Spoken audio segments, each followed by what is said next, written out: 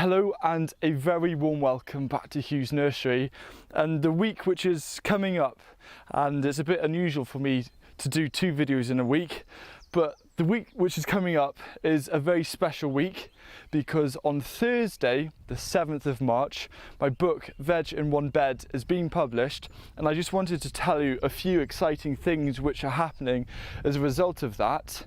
And also I think it's really important that I have a video where I say why I actually wrote this book in the first place and who I wrote this book for. This coming week my channel is going to experience something it hasn't experienced for perhaps 3, maybe even 4 years, where I upload multiple videos. And I remember I was probably about 13 or 14 and I decided to do a cooking week, and I did about 5 different recipe videos, and you can watch them if you want, I'll link them below. So if you want a bit of a laugh, you can watch them. So what's happening this week is from March the 7th on the Thursday, then the Friday, Saturday and Sunday, I'm going to be releasing a new video on each of those days. Before I speak from my heart and tell you why I wrote Veg in One Bed, my publishers, Dorley and Kindersley, asked me to make a 30-second promotional video to kind of use maybe as a Facebook ad. I'm not entirely sure how it will be used, but to make a 30-second video to kind of promote the book and what it's about. So I'm going to show you that, and then I'm going to dive in a bit more detail about why I did write it and why I felt that there was a need for this kind of book. Have you always wanted to grow your own food, but you're struggling with a small garden? Well, in this book, Veg in One Bed, I show you how easy it is to grow almost 20 different vegetables throughout the year in one raised bed, even if you have no growing experience. The book is peppered with clever ideas for you to use, like using bamboo to create an instant trench to sow seeds. So get yourself a copy from Amazon today to begin your food growing journey. After a ton of hard work and also a degree of luck, I was very fortunate that DK contacted me and said, look, we want to make a book, come to London and we'll discuss it. So I approached them with a few ideas, and one of them was about trying to eliminate the problem of overwhelm. And I see it time and time again, and I'm sure a few of you can relate to this. When you take on something like an allotment plot or a back garden, and you're just starting out and you have no experience whatsoever in growing food, perhaps you've done a few pots or something, but you haven't kind of taken it to that next level, you suddenly feel very overwhelmed. If you have a big space to manage and you don't quite know all of the skills yet, and you're reading loads of books and you're watching loads of videos and you still feel overwhelmed. And I feel that actually the feeling of overwhelm is one of the biggest reasons why people give up gardening and growing food so early on. So I've seen that there are tons of books out there about growing in containers. You know, those are great. If you've got a small garden, that's great. But if you have a small garden and you want to take things on to the next level, I don't really see books out there which offer a really nice step up, which is going to show beginners how they can really maximize their space from a single raised bed. Because the difference from going from a few pots or containers or grow bags to an allotment plot is massive. It's almost like driving a Honda Jazz to driving a double-decker bus. It's a huge, huge step, and to me it almost feels like going from doing GCSEs to A-levels, but only a few of you can relate to that. So I said, what if we created a book which focused on just one raised bed, and it was a chance for people who want to take growing to the next level, or just starting out, or have just had an allotment, to learn all of the skills that they need to grow a lot of food. But a single raised bed is this lovely manageable area. It's defined by its 1.2 by 3 meters or 4 by 10 foot. And it's actually a really small area, but in Veg in One Bed, I teach all of the key things you need to know, such as respecting the soil, composting. You also grow in that small area through the year, enjoying harvest every single month, 19 different vegetables. And when I was doing the calculations on reserved estimates, you'll be able to grow at least 200, possibly up to 300 portions of vegetables in a year for not much effort. And after initial setup, on average, you'll need 2 or 3 minutes a day to maintain it. And you can do that in blocks where maybe you spend a couple of Sunday mornings, just half an hour or an hour every month, just tending to it. And of course, there's a bit of watering and stuff, but I've done it in a way where every single month, there are just a few new projects to do. And the prime thing that I'm trying to get across as well is the idea of succession and maximizing space.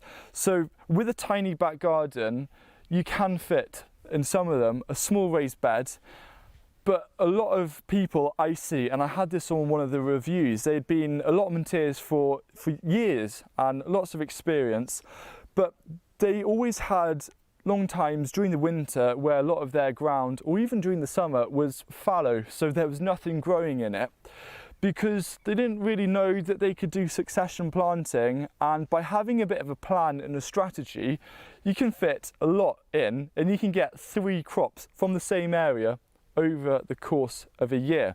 And also to utilize things like harvesting vegetables in the winter, and also having things for the hungry gap. So in a nutshell, Veg in One Bed is all about empowering the reader to learn all of the skills that they need. You grow a wide variety of produce, so they come away with the confidence to think, okay, I can upscale this if I want, and they just eliminate that feel of overwhelm. And the way we designed the book complements that, because every month, as I said before, are just a few new projects, and you've also got things to harvest as well, which is the joy. And it's also about focusing on what is successful and just putting all your energy into thinking positively rather than being a pessimist. Because I hope once people have success with a single raised bed, they do have the confidence to think, okay, I can double or even quadruple what I'm doing.